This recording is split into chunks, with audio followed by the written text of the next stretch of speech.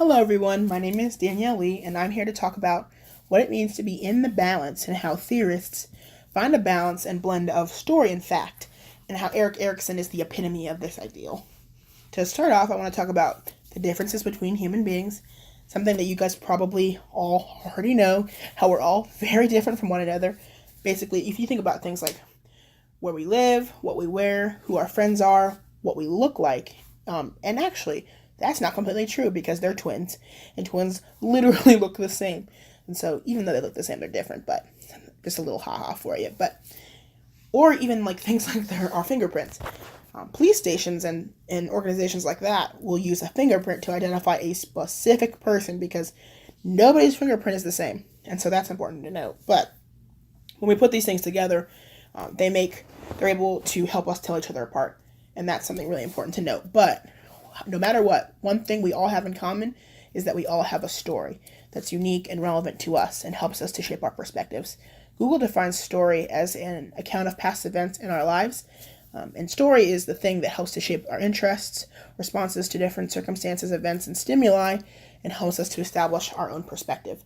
Stories are always going to be different, but the use of them is uniform. So moving forward, Erikson was a theorist who is known for his 8 stages of psychosocial development. And it's important to realize that that's different from psychology because that focuses on social forces in one's life. And his story closely, almost, you'll hear about it later, but it mirrors his theory, his life events. He lived for 92 years, and he had these several occurrences that made his life, or that helped to shape his theory, and that mirrored his theory. And it's the blend of those occurrences and his professional knowledge that allowed him to have an impact on the world, and that allows all theorists to have that same relevant mark on the field that they study in and in the world. So the first occurrence that Erikson dealt with was some issues within his early life and his family life. He was born Erik Samuelson on June 15th, 1902 in Frankfurt, Germany. He was born to a single-parent household, and his mother's name was Carla Abrahamson. Around 1905, his mom married a man named Theodor Hamburger. He was only 3 at the time, so it's pretty reasonable to assume that he thought that Hamburger was his dad. And obviously, dad doesn't all have to deal with the biological factors, but at the time, that was his dad. But eventually, he found out through one way or another that Hamburger wasn't his biological father, and that proved to be a big issue for him, and it even says, he even specifies that, he really didn't know who he was because his whole life he'd been living and assuming that Hamburger was his dad, and so that was really a big shock for him. It looks like around 1911 he was adopted, and so it looks like his family was trying to, kind of make up for that, but that initial shock just kind of sent him off kilter, and it's believed that that is what sparked his interest in identity crisis. So, that's one thing you'll know, and you'll see in his theory when we discuss it later, but occurrence number 2 was problems he had in school. He was a Jewish boy. His whole family was Jewish. And he attended a Jewish school where he was picked on just because he didn't look like everyone else. And we all know what that's like. Every one of you guys listening to this knows what it's like to be picked on and just ostracized in that way. He was picked on because he was tall, blonde, and had blue eyes.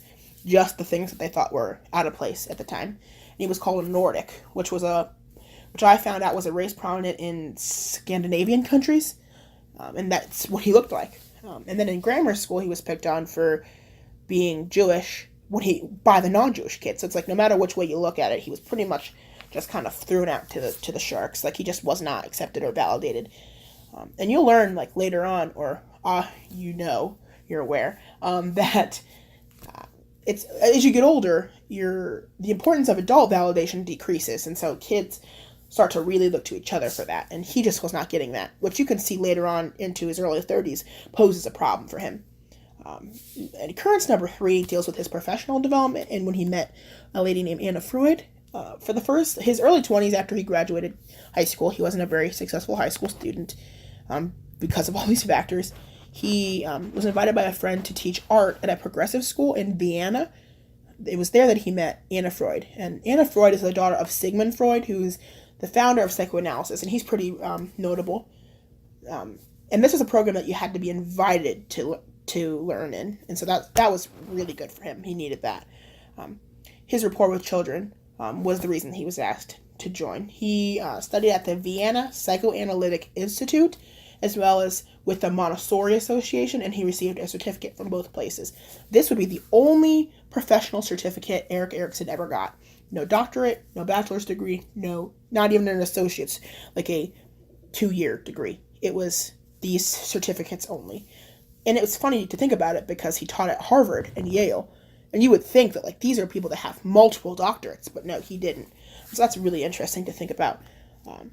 Eventually he made his way to the States around 1933, and he changed his name from Hamburger to Erikson. And this is where we can see that like he's making a very harsh effort to figure out his identity by creating his own unique name.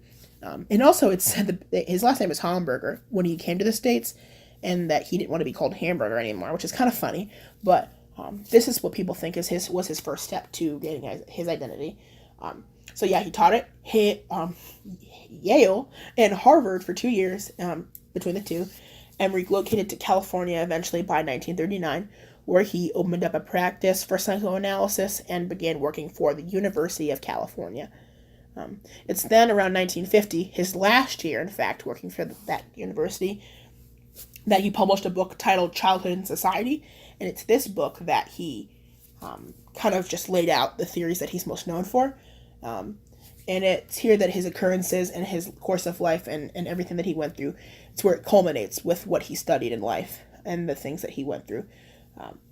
And so if you look at the first thing he's known for, which is identity crisis, this is like, I'm just screaming thinking about it. This is literally his whole life without him just saying, this is what I went through, pity on me. Like, he basically was saying that, like, identity crisis is the intensive analysis and exploration of different ways of looking at oneself. So if you look at it, like, all the nonsense he went through, his being picked on in school, the time that he changed his name when he came to America, his decision to study psychoanalysis instead of art, and his decision to leave Germany to live in the States because of all the things that Germany was dealing with, World War I, before that, and then he left around the time of Hitler. So, like, all of that stuff is basically, he was in an identity crisis, and he was doing these things to try to make sense of who he really was. And so, that, it just literally is what identity crisis is. And that's so interesting.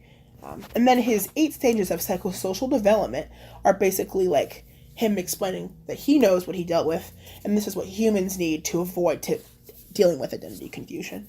His first virtue was basic trust versus mistrust, and to preface, each stage was set up with a conflict, a virtue, and acquisition of that virtue during old age. His first theory was literally like the whole situation with his dad and his stepdad and his mom and all that. So basically that stage deals with gaining trust from the caregiver and like knowing that they're going to be okay in life regardless of things that go wrong. His mother didn't really validate him in that way, and he didn't gain the correct virtue because she basically just kind of kept him in the dark about who his dad was, and that's posed a problem even going into his 30s. Like, he changed his name to try to figure that out on his own because he didn't get that from his mom. So all in all, Erikson's story poses the perfect example for us about being in the balance with fact and story, and how all theorists do it, and how they begin to develop relevant theories. And also it shows us that these people are human, and they don't just barf out theories. Like, these are real, interwoven with emotion and fact and experience, and that these things are super important to note. Like, it's just crazy. We have no real way of knowing what Erik Erikson went through, but we can tell by reading his theory and reading about his life that he did find an accurate blend, because his theory does make sense, and it is relevant, and it is proven to be correct and successful. And so that's just something, it's just really cool to realize that, like, these people are human, and that these theories come from a place of, like, genuine story and background. So if you really want to look at, see this comparison, you can look at other theorists and see what they went through, and see that parallel, and it's super interesting, and it's super cool, because then you can start really creating your classroom based on these ideas, and posing them with people that you identify with. And so, yeah, that's basically all I have. Thanks so much for listening, and see you again next time.